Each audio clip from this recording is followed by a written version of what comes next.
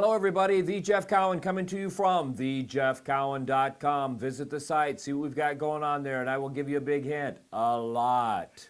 See a lot of stuff there.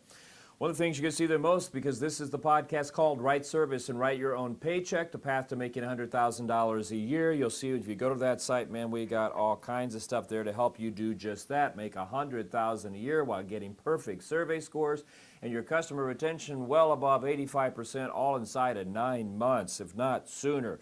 Man, it's the real deal. Well, today we're going to do something fun. All right, now I think it's fun because it's something I do all the time. Personally, I do it with my business, Pro Talk. I do it with my business, thejeffcowan.com.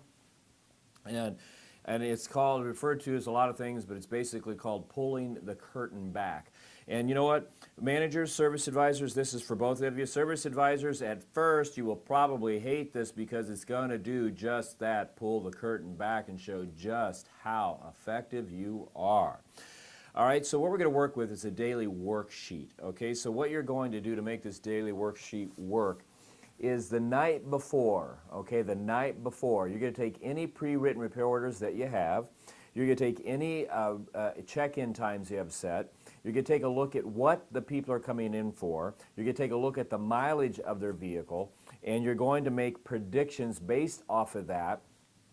And if you know the customer really well, you might even be able to make other predictions based on how hard they drive the car. But you're going to make predictions based on those facts there. How many miles they have on the vehicle, who the customer is, how old the car is, and all that stuff based on the pre-written repair order or basically what they've called in and set up. You're going to make predictions on what you're going to do tomorrow morning. Now, you want to do this if you can, manager and salesperson together. Now, salespeople, service advisors, if you don't have a manager that's motivated enough to be able to take time out of their day, 3 or 4 minutes over the long haul, at the end of each day, maybe 5 minutes, and talk to you about what's going to happen tomorrow, what happened today, and all that stuff, then don't fret.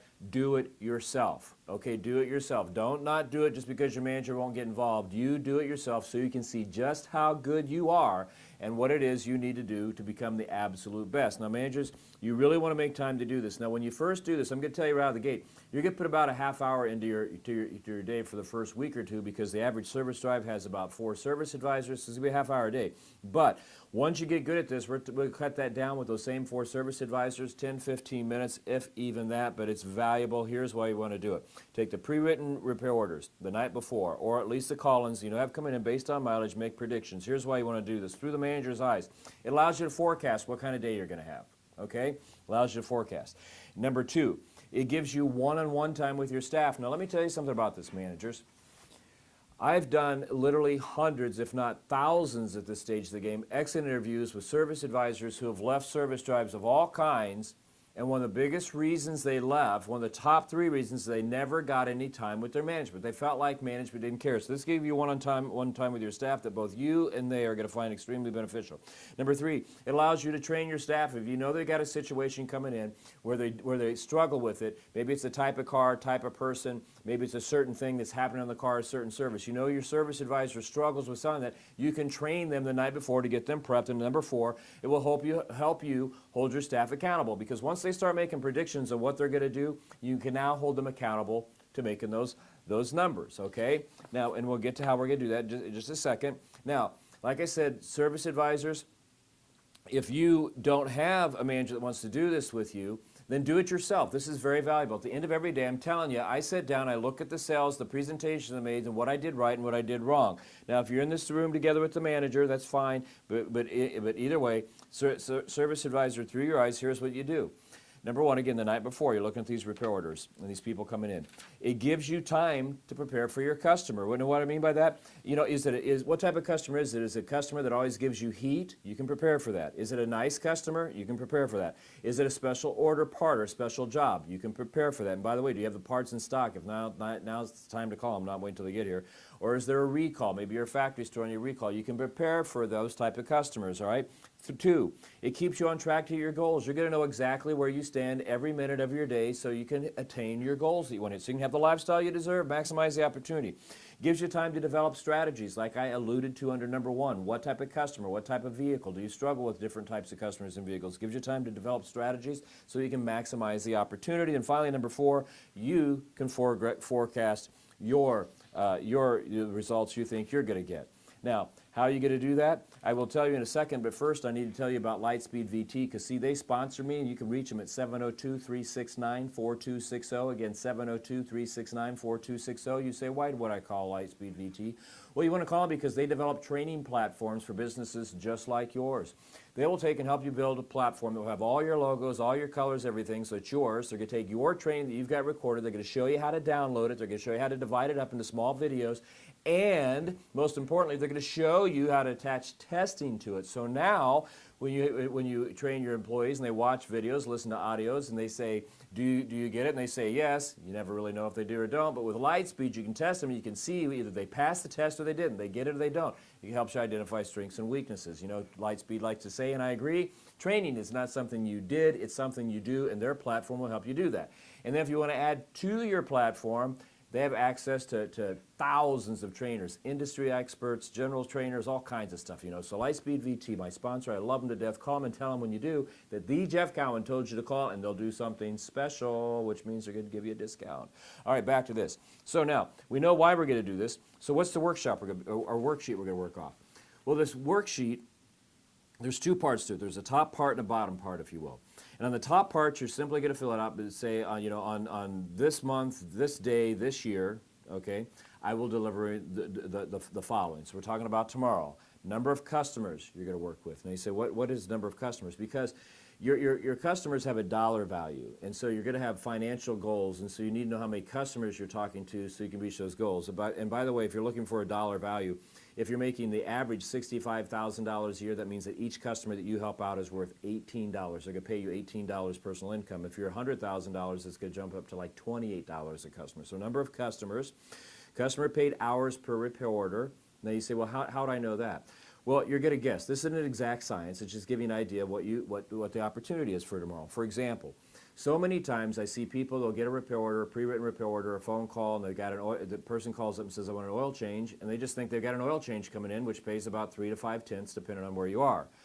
But if you look at the mileage, somebody calls up and says they're coming in for an oil change, but they have 90,000 miles on their vehicle, 150,000 miles on their vehicle, 30,000 miles on their vehicle, 15,000 miles on their vehicle, or it's 5 years old, 6 years old, 10 years old. That's not an oil change. There's other things that you could sell. So you take a look at what's possible to be sold based on mileage and age, and you predict it. So all of a sudden an oil change ticket that might have been 3 to 5 tenths all of a sudden might be 2 to 3, 4, 5, 6 hours. All right. And then effective labor rate. What do you suggest your what do you believe your labor rate is going to be? Now, I like to measure labor rate because anybody can drive their hours per repair order through the ceiling by simply discounting. You don't want to discount. Anybody can give stuff away. You want to see if you can sell it. So effective labor rate, and then what your prediction is for total dollars sold. And then on the bottom of the page, you can put your monthly averages to date. So, for example, number of customers so far to date, and what percentage of your monthly goal, number of customers, is that, you know, because again, if you're running 15 a day, that's 75 a week, that's going to be 300 a month. So if you're on path, you know, that's your goal, 300, then what percentage of your goal are you at? Customer paid hours per repair order, percentage of goal for the month. Effective labor rate, what percentage of your goal are you at? And then total dollar sell, what percentage of your goal, all right? So what you get, that's what you want to write on that bottom part. Now, why do you want to do this, and what does it help you do? Well, I'll tell you in a second, but first I want to tell you, go to my website, thejeffcowan.com, and get this book right here. Write Service and Write Your Own Paycheck. There's a whole video program to support it. And you know what I'm going to do?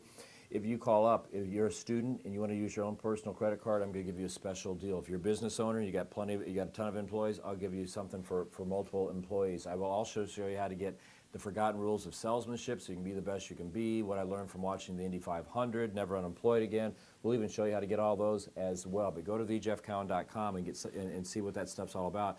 And take a look at our DVDs. I also have workshops. I've got some coming up in Houston, Chicago, and Washington, D.C. You got to go. I'm telling you, I got the best workshops. I do them all. I'm telling you, we get rave reviews. It's going to show you how to get perfect survey scores, customer retention that's out of this world, and show you how to maximize your sales. You want to be the best you can be, man. You wouldn't believe it. You'll have to come to see it. But back to this. So, now, We've set out the night before, took a look at our pre-written repair orders, took a look at our phone check-in times we got scheduled, what they're coming in for, what mileage and age of the car, and we made predictions in the area of number of customers, customer paid hours per repair order, and customer pay, we made a prediction. Effective labor rate, made a prediction. Total dollars sold, made a prediction. Now it's the end of that next day, and as we sit down to make predictions for the next day, we're going to take a look at the repair orders and customers we helped today. Now here's why you want to do this. I'm going to pull the curtain back. This is where it can get a little ugly at first, but it's going to tell you how good you are. Here's why you want to do this. For both your managers and your salespeople, here's why you want to do this. It allows you to identify your strengths and weaknesses. By taking a look at what you did today, it allows you to identify your strengths and weaknesses. I mean, you're going to start to see things like this. Like maybe whenever you're dealing with somebody that's driving a truck, you're not very good at selling them stuff, but you're great with people that drive cars, where the person right beside you is the exact opposite. They're great with truck people, but they can't help people with the cars, all right? So it's going to show you what your strengths and weaknesses are, because you want to have the most well-rounded sales ability you can. You want to be able to help anybody in any situation. You might find that you're great with helping younger people, but not older people, or older people, not younger people. So it's going to identify your strengths and weaks. Number two, it gives you the opportunity to identify training needs. For example, if you're weak when it comes to helping, let's say, guys, then why? Okay, I mean, trained, find out who's good on your drive with helping guys, or helping a certain type of customers with a certain type of vehicle. Find out who's good at it and mimic what they do. Okay, number three, it gives you the chance to role play. If you're weak in an area, what's the solution? Once you find the solution, role play that solution, whether it's a word track, a close, a certain step in the process, is it your walk around, whatever, it gives you a chance to role play. And people say they hate to do that, but once you do it and you see the value of being perfect in front of your coworkers and your friends, or messing up in front of your coworkers and friends to the point where you get perfect, so when you step in front of the customer, you're perfect, you look like you've done it forever, it's invaluable, you'll love doing it. Gives you a chance to reinforce your strengths, number four. Number five, it tells you where you are with your financial goals. I can't understand this. I go to so many places, I'll ask somebody, where are you with meeting your financial goals for them? Well, I won't know that until the 5th of next month. Well, why? What's the 5th of next month got to do with it? Well, that's when I get my commission and settlement check. Baloney, you need to know where you are right now. How can you improve your situation halfway through the month if you're behind, if you don't know you're behind? And then finally, number six, it tells you how effective you are as a salesperson, or if you're the manager, it tells you how effective they are. So many times, people are identified as being the best closer on a service drive, and they're not. They're simply not. They sell a lot. Okay, for example, it's funny. I go to some of these shops. Well, leave him alone. He sells $130,000 a month. Yeah, but he's working with 500 customers to do that. All right. You got a guy sitting next to him that's working with 300 customers a month, and he's doing $95,000. So who's your better salesperson? You see this all the time when I did car sales training. You'd go in and you have a guy to leave old Bob alone. He sells 30 cars a month. Well, you start to take a look at it, and yeah, Bob was selling 30 cars a month, but he was talking to 150 people to sell the 30 cars, when the guy right beside him was only delivering 15 cars a month, but he was only talking to 40 people to deliver those 15 cars. Who's the better salesperson? And again, this is hard to do because it's pulling back the curtain. It's going to show you how effective you are. And that's sometimes hard because you might find out that you're not as good as you thought you were. You're not as strong as you thought you were. You're not as effective as you thought you were, but that's okay. Because you got to know what your weaknesses are so you can turn them into your strengths. You need to know where you are. You constantly strive to be better. Here at Pro Talk, we do this all the time.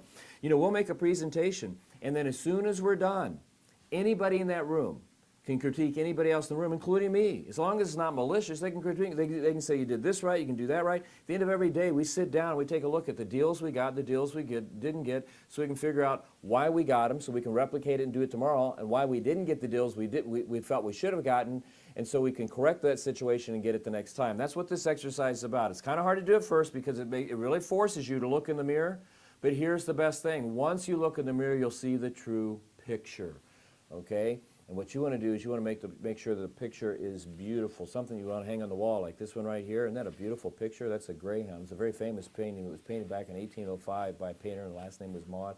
I love that.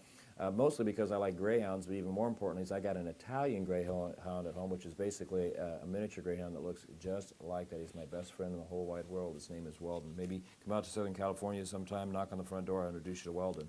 But between now and then, and between now and the next podcast, here's what I want you to do. I want you to start looking in the mirror and become the best you can be. Identify your strengths, identify your weaknesses, identify why you got to sell today so you can replicate it and do it tomorrow, identify why you didn't so you can correct it and get to sell tomorrow when you're in the same situation. And in addition to that, I want you to make it a great week, because that's what I'm going to do. Come back next week. I got more stuff that's going to help you be the best you can be. With that, this is Jeff Cowan from The Jeff Cowan signing off. Have a great week. Bye-bye. Thanks for listening.